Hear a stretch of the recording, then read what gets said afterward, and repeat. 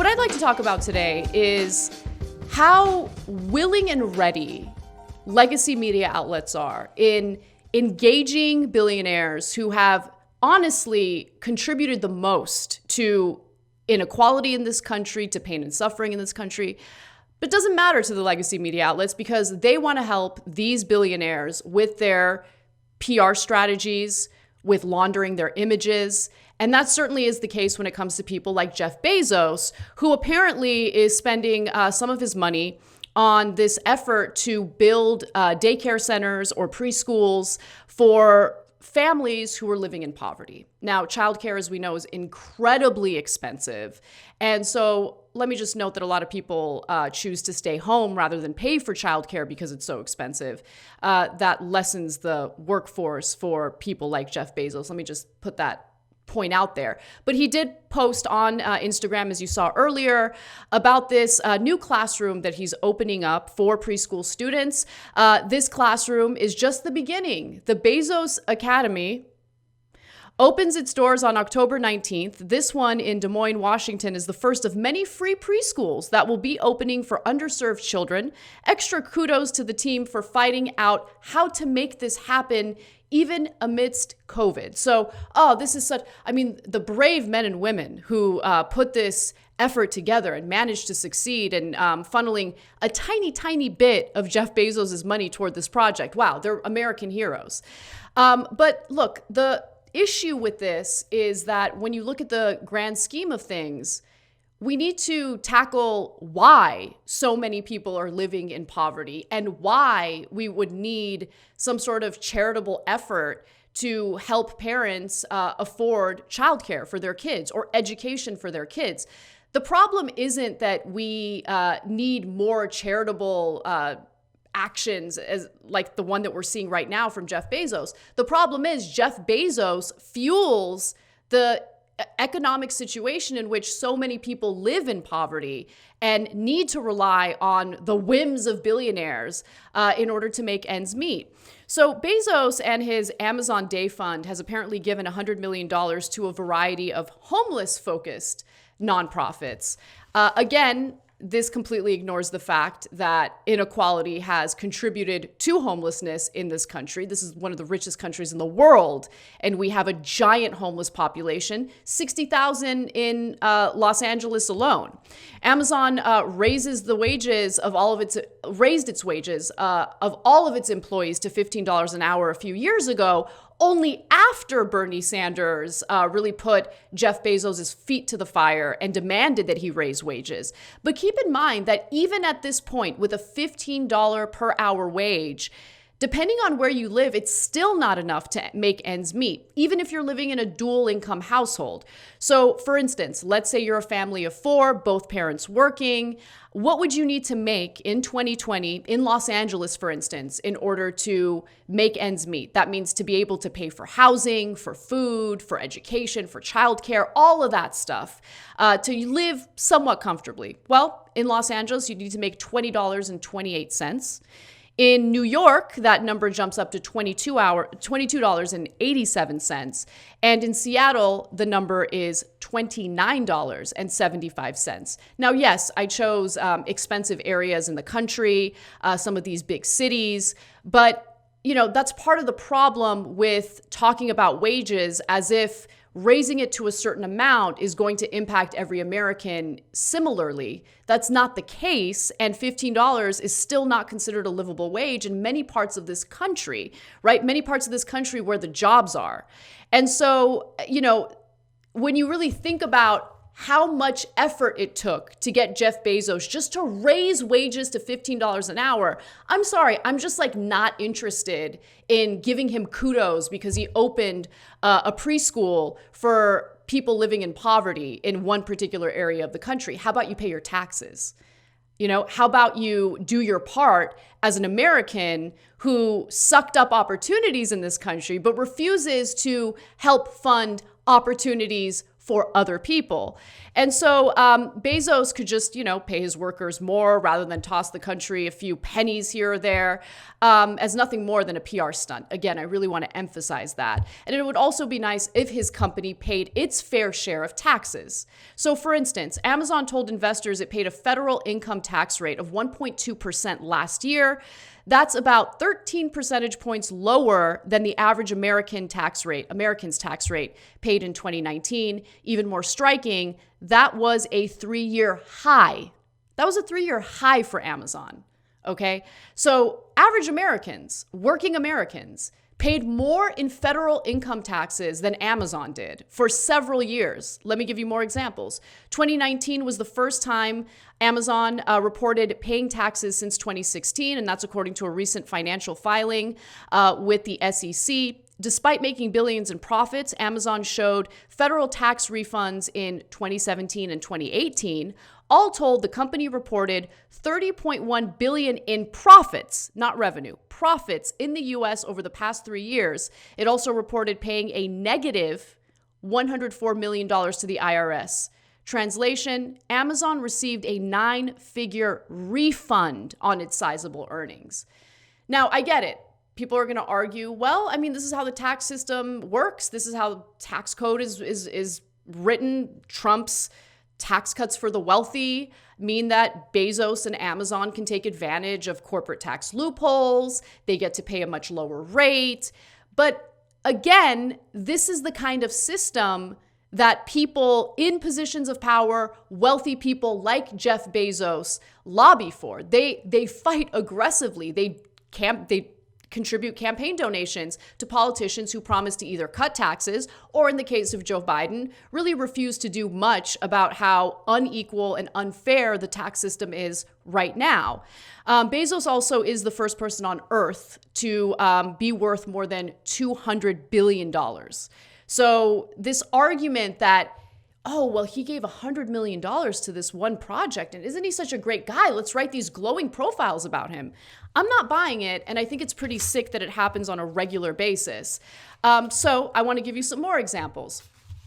One of my favorite people, Robert Reich, wrote a great piece in The Guardian titled, America's billionaires are giving to charity, but much of it is self-serving rubbish. So in April, he wrote about the $100 million to food banks that was given by Jeff Bezos as part of his, charity. And what Reich writes is the amounts involved are tiny relative to the fortunes behind them. Bezos's $100 million, for example, amounts to 11 days of his income. Well-publicized philanthropy also conveniently distracts attention from how several of these billionaires are endangering their workers and, by extension, the public. Bezos still doesn't provide sick leave for workers unless they test positive for COVID-19, in which case they just get 2 weeks. On March 20th, 4 senators sent him a letter expressing concern that the company wasn't doing enough to protect its warehouse workers. And we also knew about, warehouse workers who immediately got fired once they tried to organize and do something about this. And finally, Reich doesn't just focus on Jeff Bezos. I know it seems like I'm just picking on Bezos, but there are multiple other examples. For instance, Walmart is a bit of an issue. Walmart engages in very similar activity. Bill Gates, if you can recall, got a lot of positive attention for his efforts in helping to fund a possible vaccine for coronavirus. And as was written in this piece, as Rupert Murdoch's Wall Street Journal editorial page put it, if we had a wealth tax like Elizabeth Warren proposed, it's unlikely Bill Gates would have the capacity to act this boldly. That's absurd. Warren's tax would have cost Gates about $6 billion a year, roughly his annual income from his $100 billion. So in other words, if we actually had a fair tax system, if we actually had a redistribution of wealth that made sense, if the wealthiest people in this country actually paid their fair share of taxes, it would contribute a lot more to society compared to, the relatively small amount they provide through these charitable organizations or these charitable efforts. And by the way, in 2018, for example, Jeff Bezos, the richest man in the world, and his other half, who he's now divorced from, gave about 1.5% of their total net worth, or $2 billion, to fund nonprofit schools and homeless charities through their Day One Fund. And of course, there are other ramifications to this. There are other stories that I think really miss the mark when it comes to how incredibly damaging this inequality is and how this system forces good people in this country to make unbelievably difficult decisions. And so I want to give you a recent example about a little boy named Blaze. Take a look. This is Angela Farnan with baby Blaze. Blaze was born with a congenital heart defect. He had his first surgery at only 3 days old.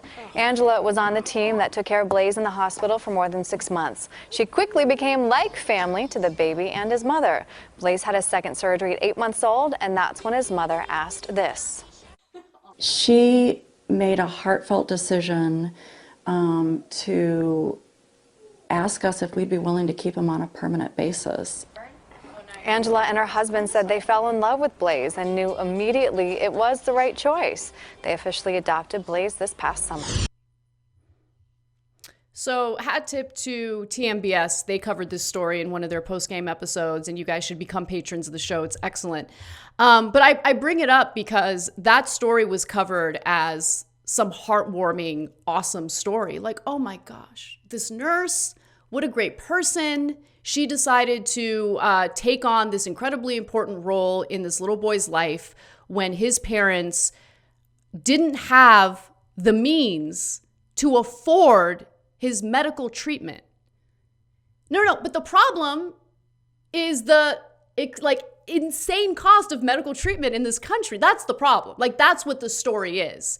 And I'm not, trying to hate on the nurse. What the nurse did is kind, is sweet. She's a good person. She's not the issue here.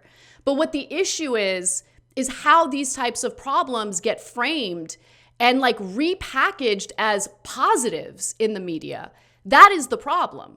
The problem is the root of the issue here. The fact that a family had to give up their own child because they could not afford healthcare for their child, right? But instead, the whole focus, all of the framing is on how there's this charitable act. Don't be hurt. Don't be angry about this insane, pathetic system. Just look at this heartwarming story and focus on that. Well, I refuse to do that, and we should hold media accountable when they cover stories this way. Because again, the real story is the inequality. It is this unjust, unfair system of redistributing wealth to the very top. And if anyone asks you about how you should feel about billionaires or how you should feel about these philanthropic stories, I really suggest that you take some talking points or some leadership from someone who understands these issues well. Senator Bernie Sanders. Who's your favorite billionaire in America? I think Warren Buffett has said some decent things. When you have a billionaire who talks about raising taxes on the rich, I think he deserves some credit. I'm not trying to coach your answers, but when you're on the show, you should say, well, Michael Bloomberg I like a lot. but Buffett's a good answer, too. So one of my favorite tweets over this past week is from, someone who has a handle that I'm not even going to try to pronounce, but nonetheless, let's just take a look at what the tweet is because it's so on point. Every heartwarming human interest story in America is he raised $20,000 to keep 200 orphans from being crushed in the orphan crushing machine, and then never asks why an orphan crushing machine exists or why you'd need to pay to prevent it from being used. So we just need to be a little more critical about the framing of these philanthropic efforts because it's really not about being charitable or being a good person or being philanthropic. It's all about laundering the reputations of people who have helped fund the effort of inequality in this country. Yeah, I mean, it's really crazy. I mean, I remember when Bill Gates did the Giving Pledge, and he committed to giving away like half of his wealth, and he kind of got other billionaires to sign on to the Giving Pledge, and this was seen as this like incredible thing and all this stuff. Bill Gates today is worth more than that day, the day he decided to give all his wealth away. It's like funny how that works. Like they give all their wealth away, but they somehow keep getting richer, because it's not so much about the dollar amount, it's about power. And when you have so much power, it's like the money just flows into you. You don't even have to do anything anymore. You know, like Bill Gates like doesn't really meaningfully work anymore, but he somehow still keeps on getting richer. And it's just it's really shocking. Like, I mean, someone like Bill Gates, you know, who nominally is giving away all his wealth. I mean, he obviously still controls it and uses it for what he wants, namely, for the most part, his fanatical devotion to privatizing the public education system. And, you know, that shows just how problematic that idea is. This idea that billionaires just get to decide what to do with our collective resources, because it is our collective resources. We live, you know, not to get all jokerfied or anything, but we live in a society. And so it's all ours. And it's just impossible for regular small-brained people like us, Anna, to really understand what even $1 billion is. Like, I think it's hard to wrap your mind around just how much money that is, like how wealthy those people are. There is no justification. Like, there is no, even for 5 seconds, if you stop to think about, like, does anyone really deserve or need even $1 billion? Like, no argument can be made that is in any way moral, especially in a world with so much hunger and deprivation and suffering, that one person would have over $1 billion to do what he pleases. I mean, it's crazy. Yeah, I totally agree with you. And, you know, what it does to the country, right? Like this insane inequality. I just don't really understand it or get it. So, I mean, we both live in LA. We see the wealth in Los Angeles. There's no question. And I'm not in a bad area. You know, I'm in a pretty decent area. And I live in a little condo, but right on the next block, you start seeing these huge, like $5 million homes. But there are homeless people everywhere, right?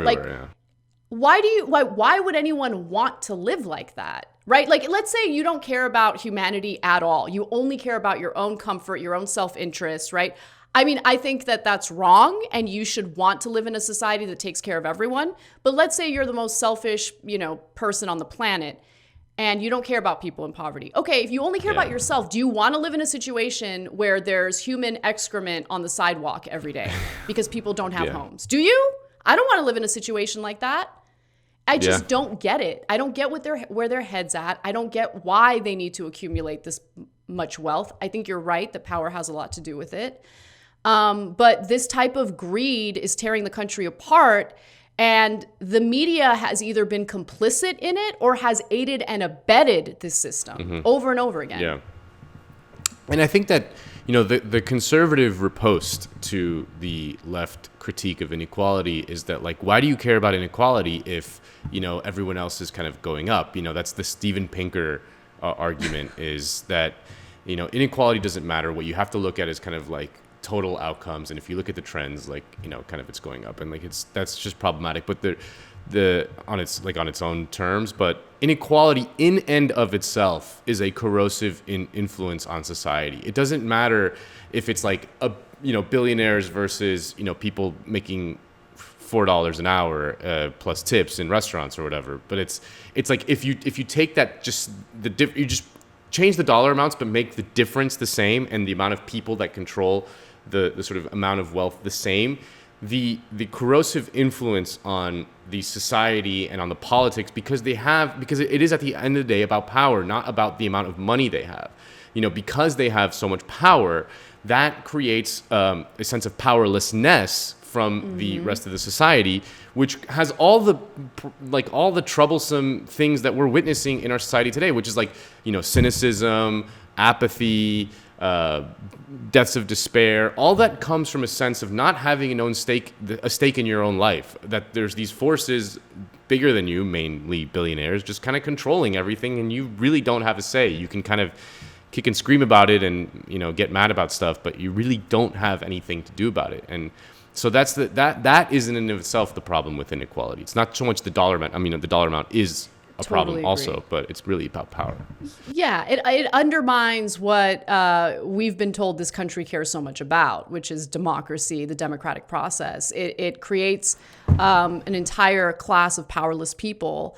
And yeah, it's an unstable situation to function under. And we're seeing the outcome of that right now. I mean, Yeah. I know that a lot of these protests out on the street, of course, have to do with police brutality, but at the heart of it is, you know, how poverty plays a role in all of this. Yeah. How brutal policing takes place in the most impoverished neighborhoods in this country. So, you know, there's certainly some reckoning that people who support and protect this system have to deal with, but they're just so defiant and resistant. It's pretty unbearable. The mere presence of inequality is proof enough that we don't really live in a democracy.